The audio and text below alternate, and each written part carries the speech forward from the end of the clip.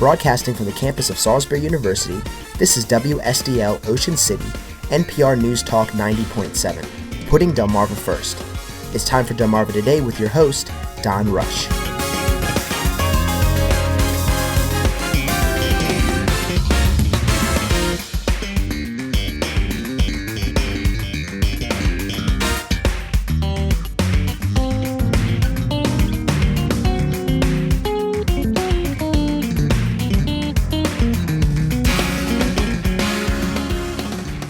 Today marks the anniversary of the 9/11 attacks on the World Trade Center and the Pentagon. Attacks had ushered in a new era. Welcome to Delmarva Today. This is Don Rush. In New York, Washington, D.C., and Pennsylvania, they will all be commemorating the attacks on that early September morning when Osama bin Laden sent 4 planes to carry out the terrorist attacks. Since then, the nation has seen not only a war in Afghanistan, which harbored bin Laden, but the 2003 invasion of Iraq.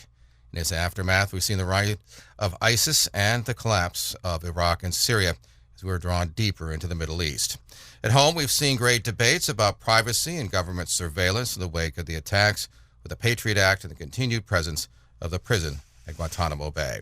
Take a look at the significance of those attacks. We have political science professor Michael Laughlin from Salisbury University, and shortly by phone, former Eastern Shore Congressman Wayne Gilchrist. Well, Mike, welcome to the program. Good morning. Well, let's start with, where were you on 9/11? What were you doing? What was your reaction?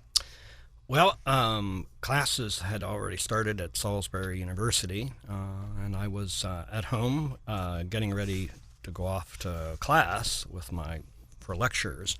And, of course, I tried to stay up on the news, and so I had the television on. So I just began to see the reports, and so I saw, of course, the planes' initial attacks, both planes that slammed into the Twin Towers.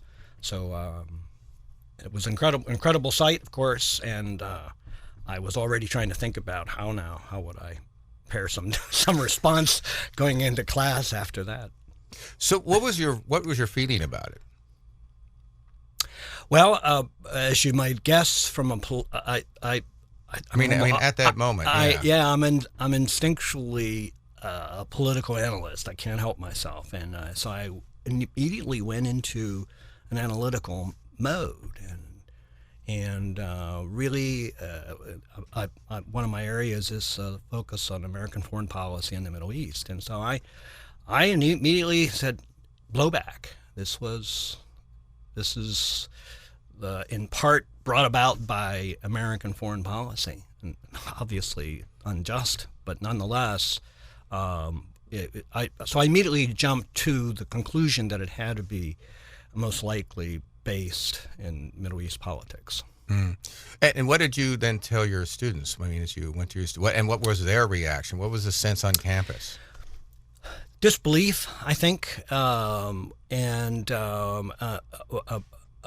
in one sense, an inability to come to grips with that reality. So I think it took quite a while, actually, for particularly students, but even faculty to try to assess what this meant. I mean, because that's the horror of it is readily apparent, but the interpretation, the understanding, the comprehension, of course, is quite another thing. And I think that was going to take a while to take place. So when you look back at that moment, has it changed you? I'd have to say no, actually, because while many folks talk about it, that this changed the world, well, it changed the world perhaps for some of us, but it didn't change the world for people around the world, because other people have experienced catastrophes of various sorts. Certainly the Iraqis, the invasion of 2003 is a catastrophe for Iraqi society, right? So they have their own perspective on catastrophe. So that in my interpretation and my understanding of world affairs, this was, again, as I say, that we have been so protected in some important sense from any kind of repercussions about what our policies and other policies bring about, and I have placed this in the context of that larger historical view and historical picture. I mean, I must say, by the way, as for myself, I was in Washington D.C. at the time, as a matter of fact, and I can remember sitting there early morning, sort of preparing to cover whatever story it was, probably some legislative thing. And I remember getting a phone call and saying, "Oh, by the way, did you see what was going on TV?" And of course, our little cubby holes when we were like away from the main studios. So I kind of flipped on a television set, and I saw the film almost. I don't know whether it was necessarily the second plane, but I certainly saw the plane go into the World Trade Center, and so we had obviously had a meeting right away, and it went on the air, and we'll spend all day talking about it. Sent some folks out to the state to the Pentagon. As a matter of fact, I remember hearing a number of reports where the smoke literally from the Pentagon wafted up across the river into Washington, D.C. There were some people who feared, for instance, that the State Department had somehow been bombed, that there had been something actually had happened at the State Department. And I remember talking when we're all trying to figure out just exactly what had happened and why it had happened. We obviously talked a little bit about blowback and this concept that, perhaps there was something that had occurred. Of course, unbeknownst to us at the time, Osama bin Laden was behind those attacks, and of course he was involved with the Afghanistan Mujahideen, who we supported at one point, even though we may have not supported bin Laden himself.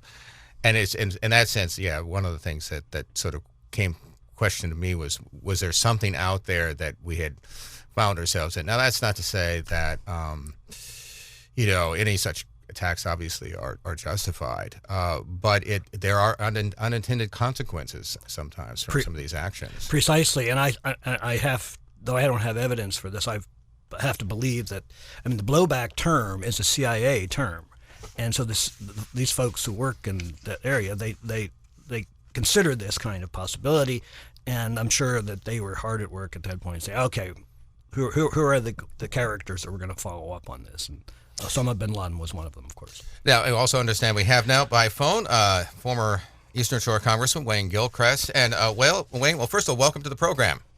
Thank you, Don. Nice to be here this morning. Well, let me ask you this. So where were you on 9/11? What was your reaction? What was going on in your life at that moment? Well, I was commuting to Washington, and we were a little bit late because of the traffic, so it might have been 8:30, 8:45, something like that. And as we're driving in, the road we normally take, an exit to get in downtown D.C., was closed, so we had to go a different way, actually toward the Pentagon. And while we're driving there, I was talking to one of my staffers about a plane hitting the World Trade Building in New York City. So we were having that conversation. And I had it in my mind that, it might have been a little plane, it might have been an accident. And as we're driving, we see this puff of smoke, as if a giant blew out cigar smoke in a stream straight up in the sky. And then the conversation on the phone to the staffer was that it was, then they started seeing videos of it. And then we realized that the Pentagon was hit. And then we drove into our office building right across the street from the Capitol. And we saw a very different scene from what we would normally see. And that scene was everybody was running out of the buildings, getting in their cars. Because I guess we got into my office about 20 minutes after the plane hit the World Trade Building, and a few minutes after it hit the Pentagon, and the Capitol Hill police were asking everybody to leave. So I was with Tony Caligiuri. We went upstairs into the office, and I don't want to say it was bedlam, but there was also some reports that there was a plane heading toward the Capitol. So people were evacuated from the Capitol building, and the Capitol Hill police were asking people to leave the office buildings in case a plane hit it. It would even be worse because there would be people in it, so they wanted all those buildings empty. But when we got up there, I just just wanted to find out what was going on. So I along with a handful of members of Congress, stayed. So we stayed in there till, I don't know, it was probably close to noon, I guess. But then the Capitol Hill Police were walking through the buildings asking us to leave. So that's when we did leave. What was your personal reaction? What was your emotional reaction to what had taken place? And any thoughts about who had done it, why it had taken place? I think it was, we had, there was no doubt in our minds that it was Al-Qaeda, that it was Osama bin Laden. We were pretty certain that was the case. Because we had many conversations about airports and airport security. And it wasn't that good.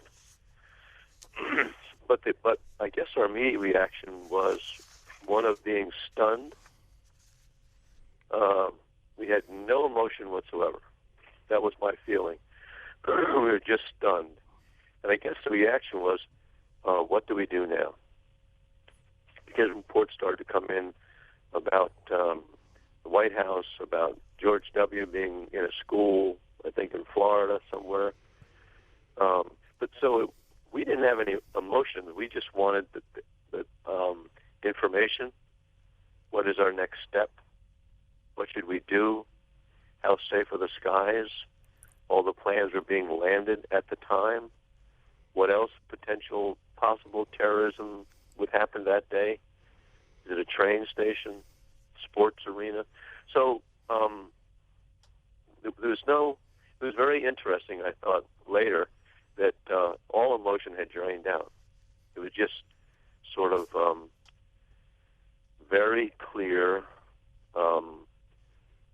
caustic view of how to defend ourselves, how to save the people that are in the buildings, and what to do next. Let me ask you this, because we touched on this earlier in the program.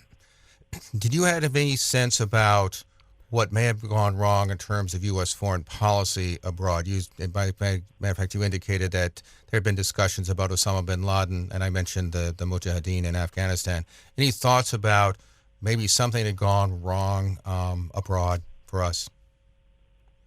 I think, there's always questions about foreign policy and what our motives are, what our strategy is, what's the overlying strategic decisions that we make.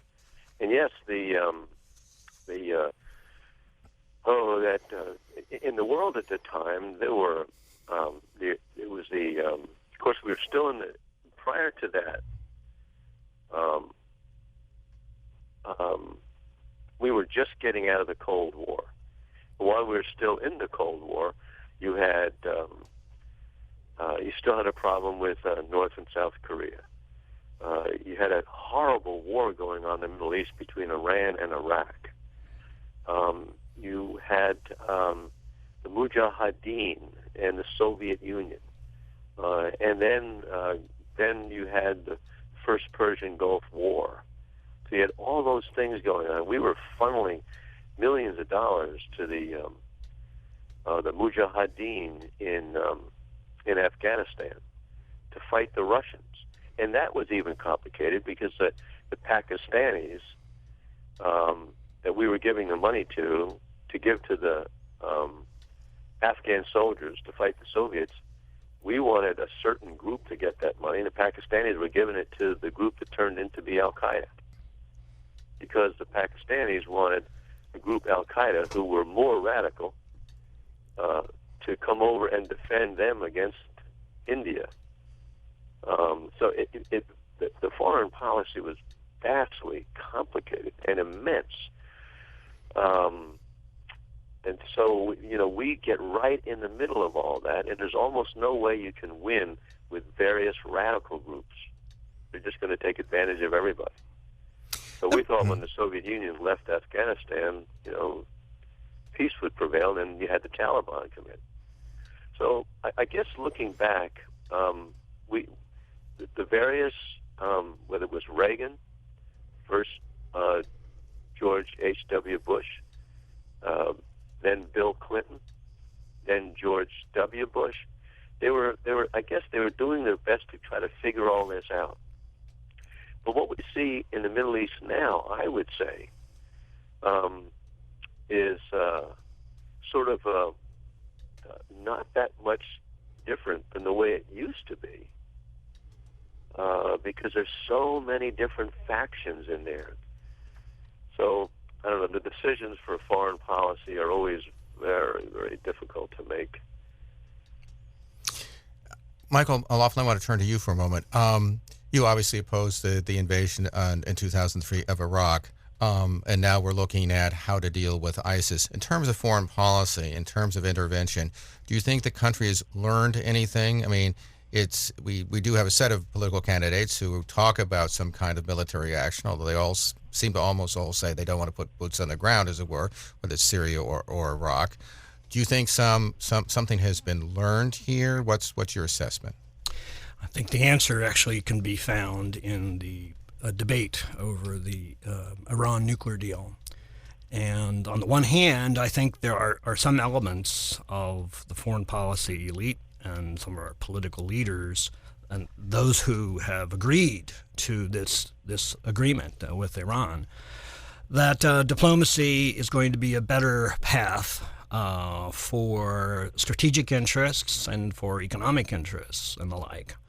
On the other hand, when you look for an explanation of why there is such opposition, particularly from the Republican Party, but also from Jewish American groups that have sided with Netanyahu and Israel itself, why would they oppose a plan that has great promise in terms of keeping Iran from getting a nuclear weapon, which from a strategic point of view, particularly with Israel, Israel's got some close to 200 nuclear weapons.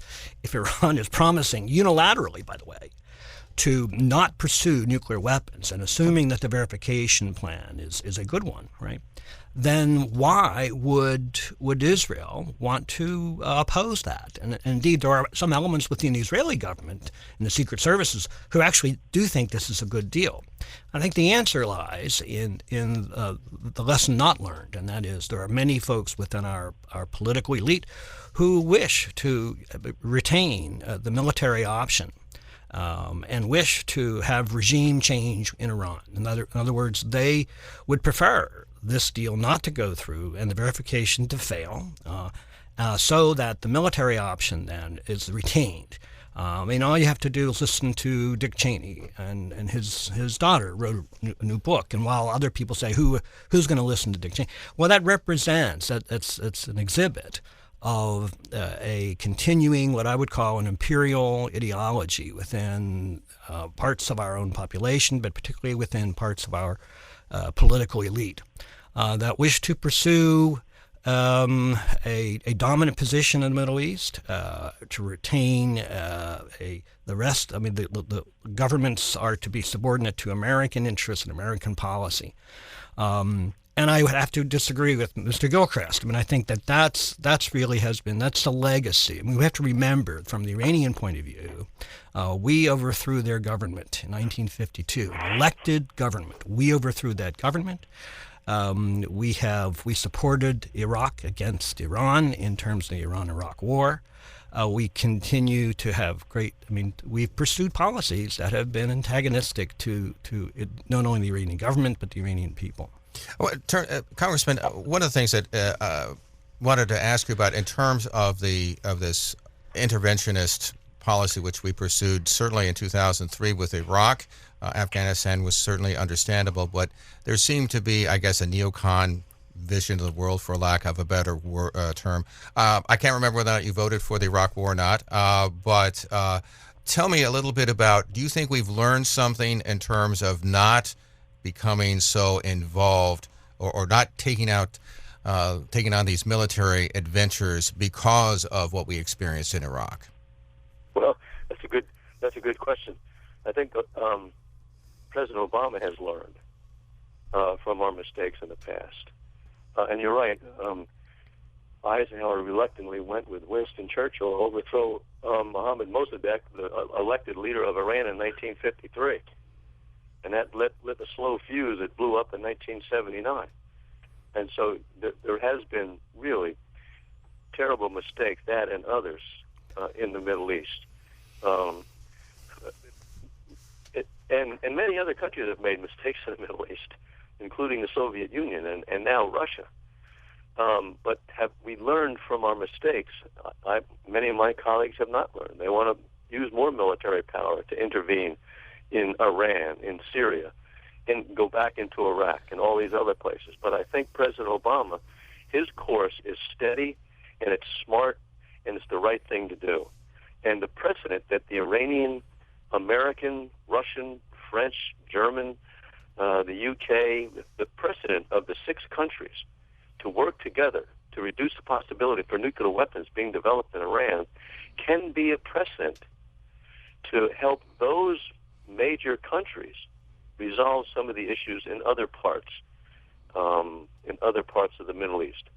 We're not sprouting roses here right away, but President Obama has learned from past mistakes. And this deal, I think, is one of the best foreign policy moves the U.S. has done in many, many decades. One of the things I noticed about some of the Republican presidential candidates, there might be an exception or two, but that they talk about a stronger military response to what's going on, for instance, in Iraq. But they step back from the idea that we're going to put lots of boots on the ground, i.e., as we did in 2003 in Iraq. There seems to be some tempering of at least your party's position when it comes to the neocon vision. Is that just simply because Americans just simply are tired of war and would not support it, or has there been, do you think, a fundamental shift in their thinking? Well, I'm really, honestly, I'm not that sure about where that change of heart is coming from, because I haven't talked to anybody over there in quite some time. But I think many members have their pulse on public opinion, and public opinion to send troops into that quagmire just isn't there. I want to turn to the domestic side of this, because obviously we had a tremendous fallout from the attacks on 9/11 with obviously the Patriot Act. We have, of course, Snowden and the whole discussion that's now taking place over the NSA, and of course we also have Guantanamo Bay, which is still there in terms of the prison. I want to turn to you first, Congressman. What do you make of the impact or the fallout domestically in terms of this kind of surveillance, this kind of security that we've seen come out of the 9/11 attacks? And are you comfortable with where we've gone?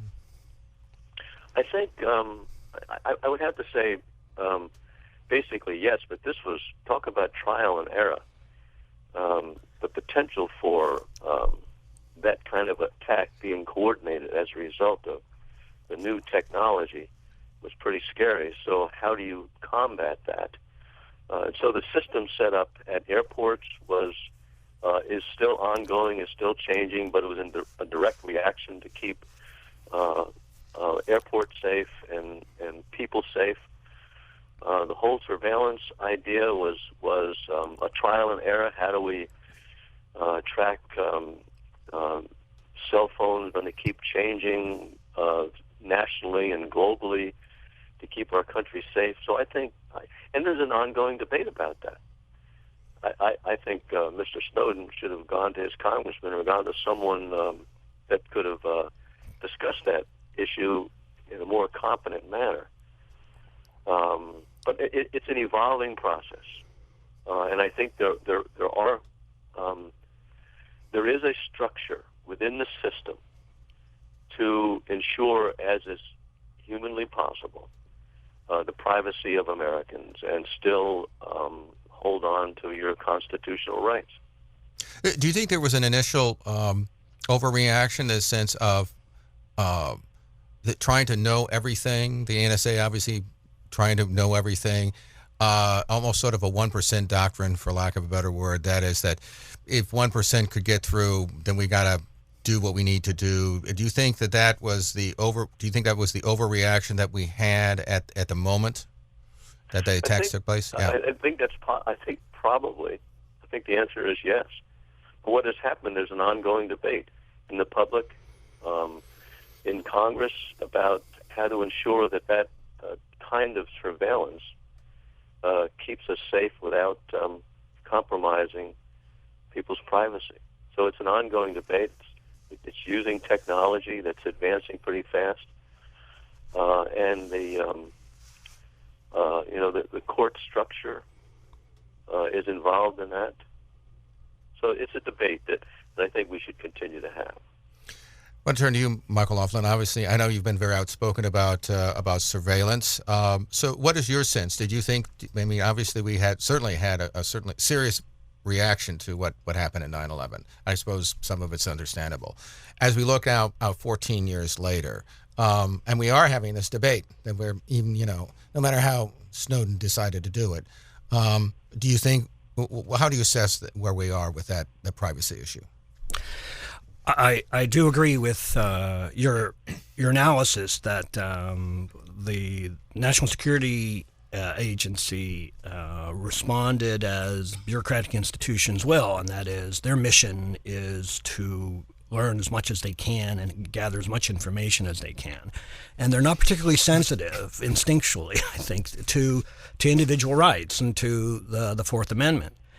So that I think that the potential evisceration of the Fourth Amendment was part of, that's part of what had to be done from their point of view. And I think that Mr. Clapper's lying to the Congress right in their faces is evidence, partly evidence of that lying and gathering information and violating rights is the cost for having national security protected 100%, not 99%, but 100%.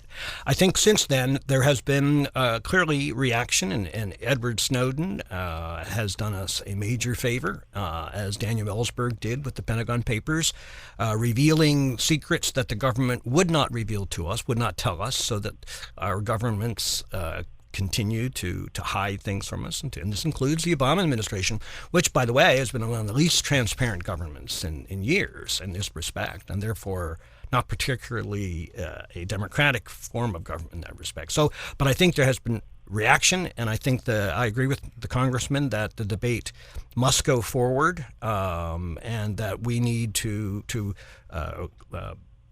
pull back the kind of massive surveillance structure and the technology that the government is now employing. And this is a worldwide event, in fact. All we have to do is think about the bugging of Angela Merkel's cell phone, right? That was, here's supposed to be, this is a major leader of one of our allies, and we're bugging her cell phone. So I think one can be hopeful that as we move forward, that we can find a good balance between the needs to protect our borders, to protect the country from attack, but must maintain our liberties and our privacy, because after all, that's what we're supposed to be about. Turning to you, Congressman, because one of the lasting legacies, at least so far, has been Guantanamo Bay and the prison there, which we have not been able to close, even though President Obama said that he wanted to do it, I think, within his first year or two. And it seems as if that legacy lives on. We've got to do anything that we can to prevent terrorism, and we operate on, I guess, what Dick Cheney might call the dark side. What was the thinking there? Did not people realize that it would leave us with a problem that lingered on for years? And are you optimistic that prison will be closed in any time soon? Well, that was Guantanamo Bay was immediate reaction to the horror in New York, Washington, and D.C. And we were, in new territory. So I didn't have a strong opinion either way at the time when those men were brought to Guantanamo Bay. In fact, I went down and I visited Guantanamo Bay to see the conditions down there. It is well past the time that should be shut down and those men brought to federal penitentiaries in the United States for due process. That should have happened, and it was the Republicans in Congress that continue to refuse to allow that to happen. So I think at the time it was just an immediate reaction to that horrible day. I just want to say very briefly, Sure. I agreed 100%, even at the time that Daniel Ellsberg released the Pentagon Papers, and then the New York Times printed them, and then they came out in a book. I agreed with the way Daniel Ellsberg did that, and that was a great benefit to the United States and the public about the incompetent dealings with Little Vietnam. And I think Snowden could have done it a whole lot better. I mean, I don't know how long it's going to take before he gets a little homesick over there in Moscow, but I think he could have done it in a different way. But the debate continues, and I want to make a comment about the debate. When I was in office, I and a couple of members of Congress we had something called the Dialogue Caucus, in which we were pursuing a discussion with Iranian parliamentarians and Iranian religious leaders. So on the QT, very secretly, I guess you could say, because the Iranians would not have come, so the Iranian hierarchy would not have allowed Iranian parliamentarians to meet American congressmen. So we went to talk about religion. And I was able to go because years ago I used to have a local preacher's license. So when we put our information down to meet, I was a local preacher. Anyway, the point is, we met in places like Portugal and Switzerland and Norway, and one time we even met in D.C. The conversation, though, about a lot of different things, we wanted to become familiar with Iranian parliamentarians, so down the road when we could meet in open conversations, we would have established a professional relationship. I also had dinner with Mohammad Zarif in New York City when he was the ambassador to the UN, and talked about these very same things, a better relationship between our two countries. And I don't think Iran could have a better person negotiating this deal with John Kerry than Zarif. But the point was, they were fascinated, the Iranians were fascinated with the way the Americans could have that open dialogue about the pros and cons of President Bush's or any president's foreign policy. That open dialogue about and have such strong and visceral disagreements without fear of retaliation. So there is still, among many of these countries, a certain amount of respect, even if it's reluctant respect, about the nature of American democracy. Michael, what do you see briefly for the future in terms of this legacy that we're still now living with? We seem to have entered the era of terrorism, for lack of a better term. Certainly states, non-state actors, collapse of states in the Middle East, for example. Briefly, what do you see as us going forward here? It's a complicated picture. as the Congress would say, yes. As to predict. Remaining conflicts, however, our policy remains, I think, in its history, and that is, we have no real initiatives to resolve the Palestinian-Israeli conflict. In fact, that I think is getting worse. We pursue a policy, I think, in Yemen and against ISIS that is ultimately counterproductive. We're pursuing a more secret drone program, not so secret now, but and that I think is not particularly militarily constructive and politically counterintuitive and counterconstructive, I think, to our interests here. I want to give you the last word, Congressman. What do you see going forward in terms of this legacy? What do you see in the last minute we have here? Well, I wish I had a crystal ball. The policy we have now is not working. I think if we could take a lesson from the first Persian Gulf War and George H.W. Bush, where he pursued and rallied the world to see if they could come together. And I think it's not just on the plate of American foreign policy. It's got to be the way we dealt with the Iranians, with the 6 countries working together on that issue.